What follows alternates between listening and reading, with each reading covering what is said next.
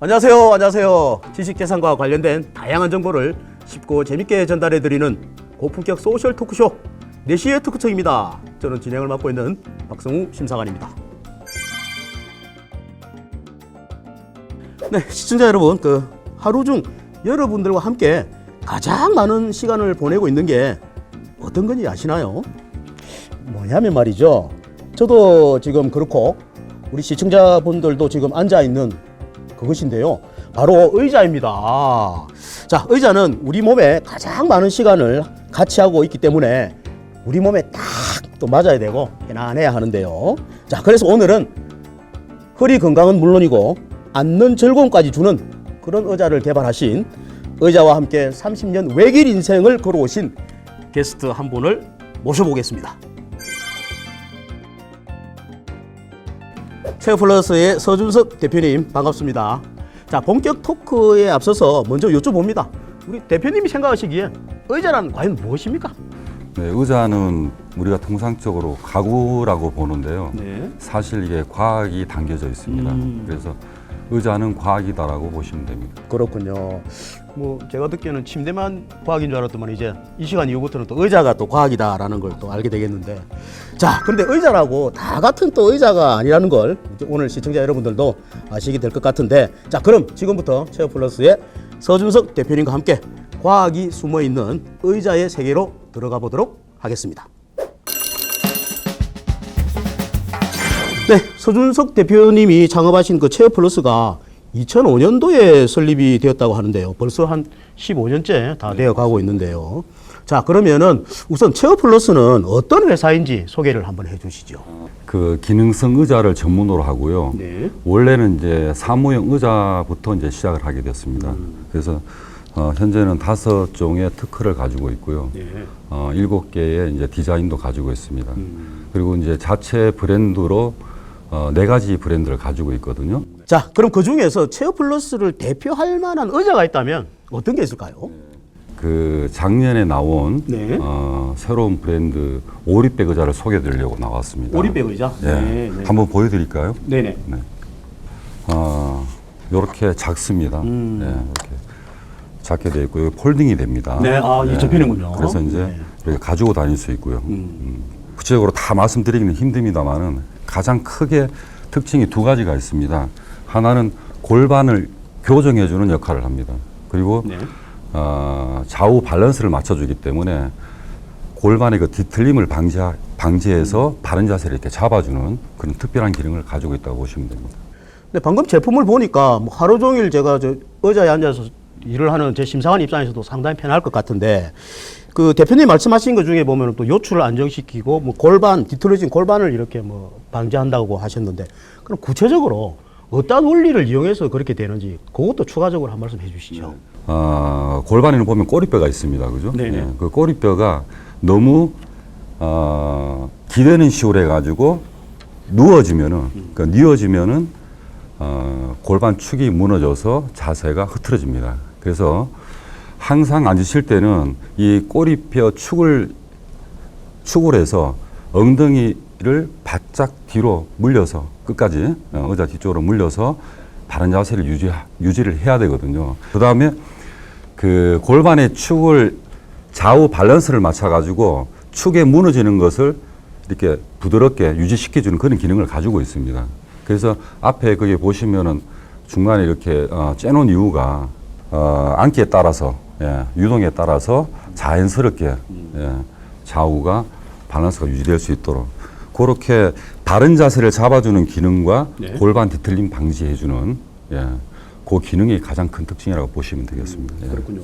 그 대표님 말씀을 한마디로 제가 좀 정리를 해보면, 인체의 하중을 이용하거나 하중 분산을 이용을 해서 그 제품이 나왔다. 이렇게 그렇죠. 그건 자연스러움에서 오는 거니까요. 그렇죠. 사실 사소하지만은 그걸 이용을 하면서 발명해냈다는 게 그게 중요한 것 같아요. 정말 대단한데요.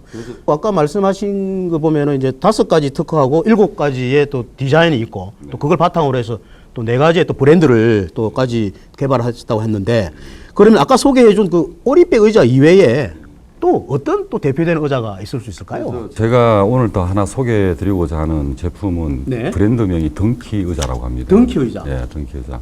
물론 이 의자는 개발된 지는 한 5년 정도 됩니다만, 그래요?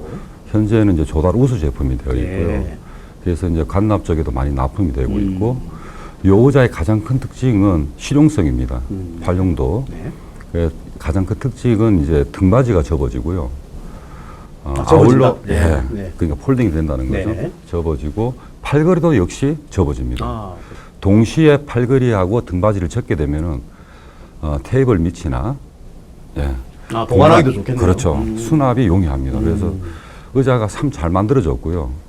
그 용도가 회전 의자부터 좌식 의자까지 네. 아주 다양하게, 특히 또 그 병원 같은데 연결식 장의자로 또 많이 지금 나가고 있습니다. 그래서 그 의자를 또 소개드리고 싶습니다. 예.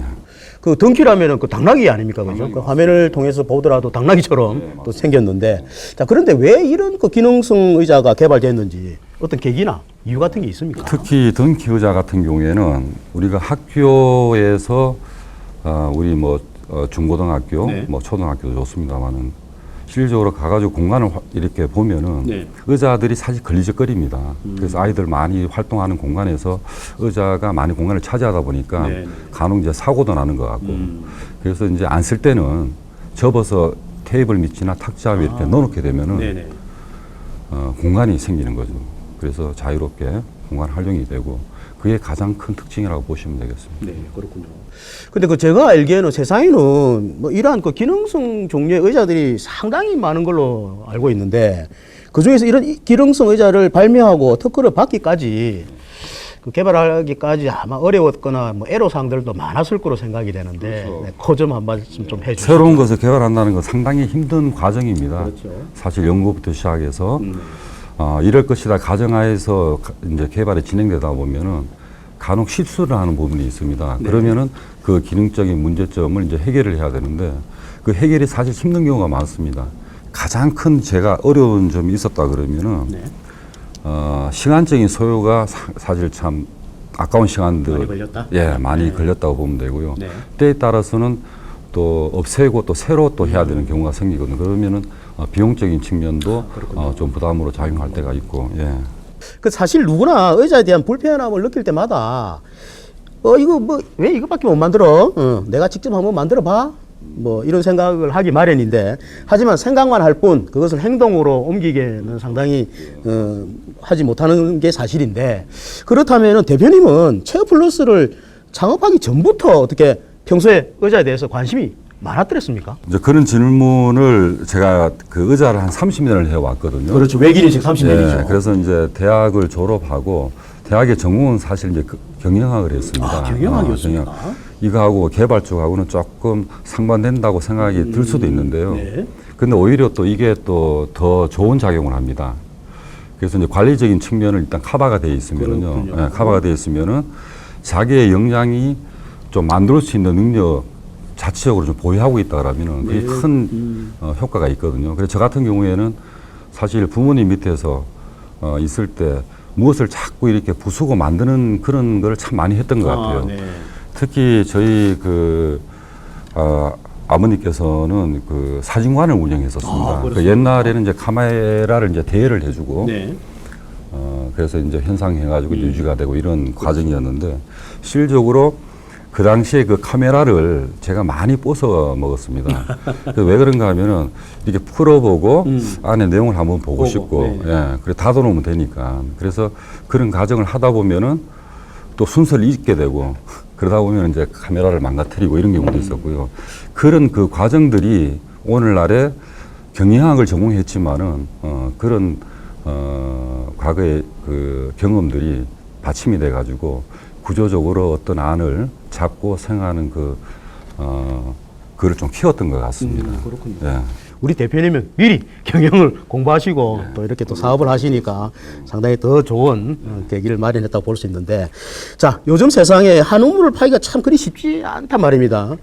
그 어떤 젊은이들 뭐 팔국물이 없다고 뭐 자주 섞인 목소리를 하는 경우도 있고 한데 아무튼 한 가지 일을 끝까지 해야 성공할 수 있다는 말이 우리 대표님을 두고 하는 말이 아닌가 하는 또 생각을 해봅니다. 자, 그럼 요 대목에서 대표님의 경험에 비춰봤을 때 창업을 꿈꾸는 후배들에게 들려주고 싶은 조언이 있다면 어떤 게 있을까요? 제가 대학을 졸업하고 사실 뜻하지 않게 의자 인생을 왔습니다. 네. 근데 이게 적성이 맞는지도 모르고 보통 사회에 첫 발을 디뎠을 때는 그런 경우가 많습니다. 이게 방향이 맞는지. 그런데 막상 와보면은 어떤 일이든 간에 인간이 할 수 있는 일은 어떤 일이든지 할 수가 있습니다. 네. 그래서 제가 진로가 의자 인생에 접어들었고 열심히 또 했고요. 꾸준히 해오다 보니까 어떤 30년이 됐고 그래서 결론적으로 이게 가지고 그냥 자기가 맡은 일에 최선을 다하고 한 길로 쭉 가십시오. 네, 가면 틀림없이 기회는 옵니다. 네, 우리 저 창업을 꿈꾸는 청소년들에게 피가 되고 살이 되는 대표님의 조언을 듣다 보니까 또 시간이 훌쩍 지나갔는데요. 지난 30년간 의자와 함께 외길 인생을 걸어오신 우리 서준석 대표님과 또 다른 의자 이야기는 내일 2부에서 계속 진행을 하도록 하겠습니다. 네, 의자는 가구가 아니라 과학이다라고 외치며 바른 자세와 건강한 허리를 책임지기 위한 건강의자 전문 브랜드로 우뚝 선 우리 체어플러스의 서준석 대표님.